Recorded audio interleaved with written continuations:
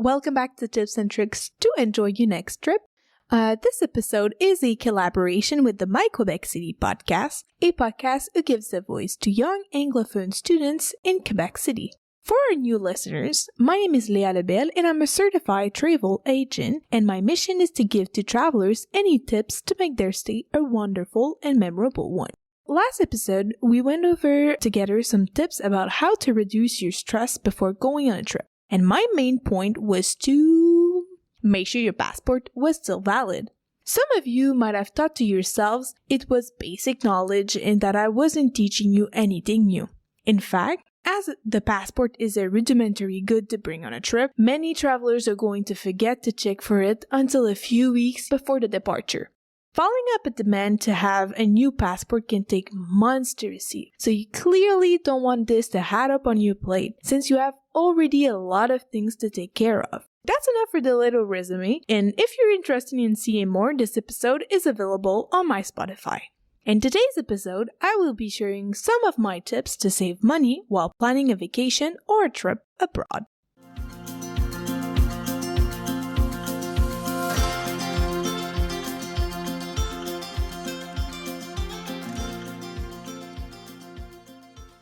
My tip number 1 is to use private navigation. Yes, as odd as it might seem, using private navigation can save you a good amount of money. Most of the people didn't even know what the use of private navigations are, except from hiding things from our parents. Private navigation preserves your Google search from the algorithm. Moreover, most websites are using cookies, which allows websites to remember you, your preferences, and your habits online. Airline companies or booking platforms are using that technology to make more money out of your bags. Let's just say that in your search history, you have looked for pictures of Greece, you look for hotels, and you look for activities. The airline companies are going to present you flight tickets, which are going to be more expensive than if, let's say, your friend who didn't do those research. Private navigation is useful to block companies from exploiting your personal information and your money. Ultimately, if you want to be safer than ever, the day you are going to be ready to book, do the reservation with another device than the one you use daily. If only relying on the efficiency of private navigation is the risk you want to take to save yourself the trouble, you can end up paying your ticket or vacation way overpriced.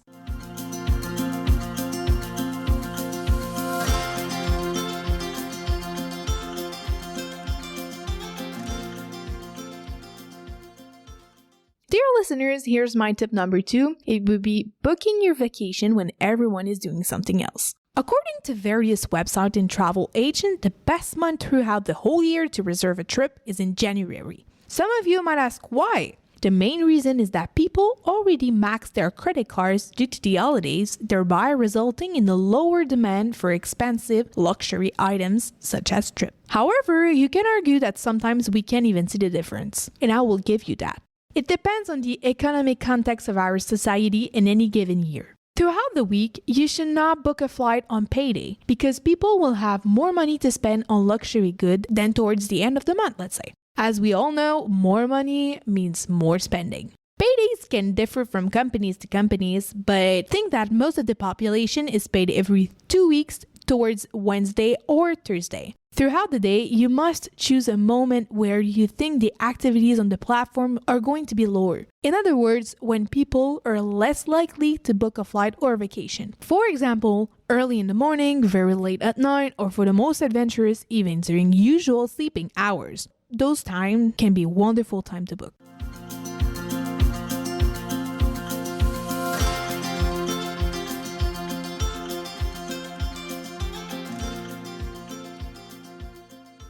So my tip number 3 will be to try to depart from crowded airport. My third tip is to depart from airport that has a good number of flights throughout the day, such as the International Airport of Montreal. Indeed, it might be inconvenient for some, but leaving from Montreal rather than departing from Quebec considerably lowers the cost of your vacation. In a nutshell, the number of flights departing from Quebec is lower than the number of the ones departing from Montreal, thereby creating an effect of scarcity for the flight departing from Quebec, which will increase the price of your flight ticket. Moreover, the limited number of flights reduces the opportunity of having a vacation of, let's say, 11 days or 10 days, because flights aren't departing every day for your destination. You would have to pay for a 14 days vacation to get on a flight. Or, the airline companies are going to make you do a stopover at an international airport, which is going to increase the time of traveling until you reach your final destination, which can be annoying and really exhausting. In terms of price, we are talking about an increase of approximately $200 to $400 per person. These amounts are really an average seen in the past year.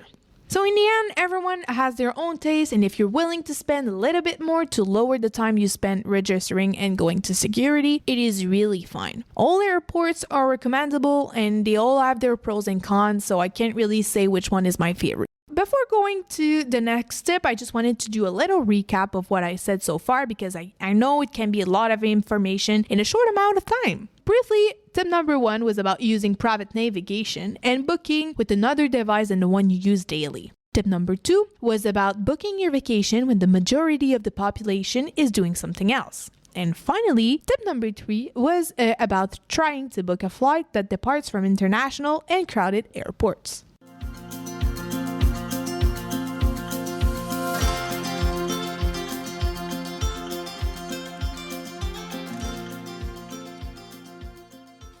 We are now ready for the last and most important tip of this episode: booking your flight or vacation in advance. Some of you, dear listeners, might contradict what I'm saying by claiming that booking a vacation last minute can also be cost efficient, but I'm going to refute that by simply pointing out, first of all, that you are not guaranteed to depart. What I mean by that is that there's a possibility that the date you wanted to reserve or book isn't available anymore, or second of all, there's a possibility that the price you'll be paying is going to be way higher than if you reserved before. This is all a concept of demand and supply. Let's divide the situation in 2 categories. The first category is a traveler that would be booking, let's say, 2 weeks before its depart, and the second category is a traveler that would be booking 7 months in advance. In the first situation, the available seats on the plane are going to be really low, thereby creating a situation of scarcity. This unfortunate situation would raise the price of the plane ticket because travelers are going to be willing to pay more for that ticket. In the second situation, the flight he's going to be booking is practically empty since the majority of us don't think that far ahead. If you're scared of booking way ahead of time because of what might happen to you, let me just say that to you. You would have the time to break 2 times your arm and still be able to play beach volleyball on your next trip. By that, I'm not saying that you shouldn't be careful. If it can reassure you, there's always a possibility to take cancellation insurance that gives you the opportunity to cancel for any reason until 2 days or 1 week before the departure, depending on the type of insurance that you take. So, dear and precious listeners, thank you for staying until the end. Oh, and don't forget, never let money restrain you from traveling. On that happy note, I hope to see you next week for another episode